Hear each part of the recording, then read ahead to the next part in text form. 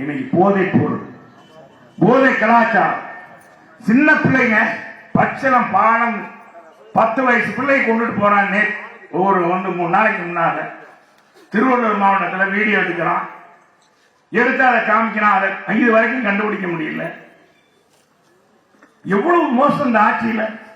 சரி, நம்ம பிள்ளைகளை பள்ளிக்கூடத்துக்கு அனுப்புறோம், ஒழுங்கா வருவாங்களா நமக்கு பயமா இருக்கு. 10 வயசு 11 வயசு ஆயிடுச்சா பையனை காப்பாற்றுறதே பெரும்பாடாது. கூலி பெண்ணு ஒரு புதிய ஸ்கூல் முன்னாடிலாம் பார்த்தா பிளிப்பு மிட்டாய் வைக்கும், மாங்காய் வைக்கும். இதுதான் பார்த்துருக்கோம். இப்ப போதை பொருள் இந்த ஆட்சியில விற்கப்படுது. ஏன்னா ஜாபர் சாதிக்கு யாரு? உலக போதை கடத்தல் தடுப்பு மன்றம், போதை கடத்தல் மன்னன்.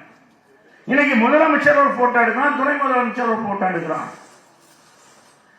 ஐக்கியோட போட்டோ எடுக்கிறான். இன்னைக்கு அவனுடைய ஆட்சியர் ஏஜென்ட் தான் தமிழ்நாடு மட்டுமல்ல, இந்தியா முழுவதும் விரைந்து பறந்திருக்காங்க.